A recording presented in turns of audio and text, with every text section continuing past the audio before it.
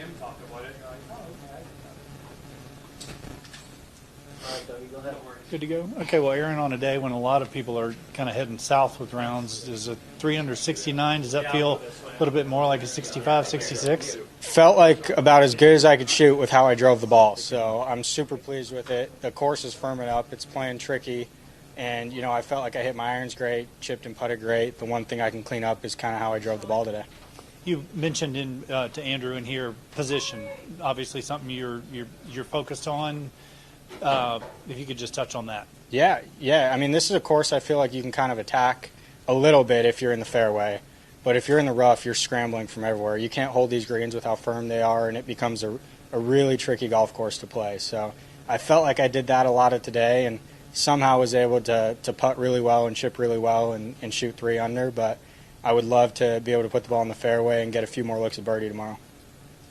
Yeah, it's probably just going to be getting even harder tomorrow. I mean, is that almost set up better that you can, you know, put together a strong round? Yeah, I feel like if you're chasing, you always kind of want it to be as tough as it can be, you know. The greens are really firm. We got lucky today. There wasn't much wind to speak of. So if there's a little bit of wind tomorrow and greens get even a little bit firmer, you know, it's one of those things where anything can happen. You just got to go out and kind of focus on yourself and put as good a round as you can together and see what happens. What's it like in the last hour of a golf tournament when you're trying to win and you've got wind and water combining with nerves? You've won, you've not won. What's the most topsy-turvy last hour of a tournament that you've been involved with? Yeah, you know, it's tough. I mean, anytime you get like I finished second at Wells Fargo to Jason Day, which was right before I won. And that's another course where you're playing, you know, 16, 17, 18 coming down the stretch there. There's water everywhere.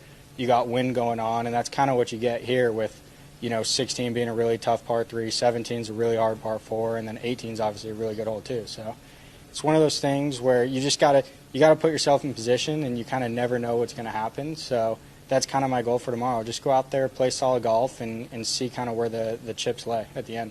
What did you learn from that experience at the Wells Fargo that enabled you to then close the door shortly afterward? Honestly, you know, that was really the first time I truly had a chance to win out here. And I think more than anything, it just gave me confidence that I can do it, you know.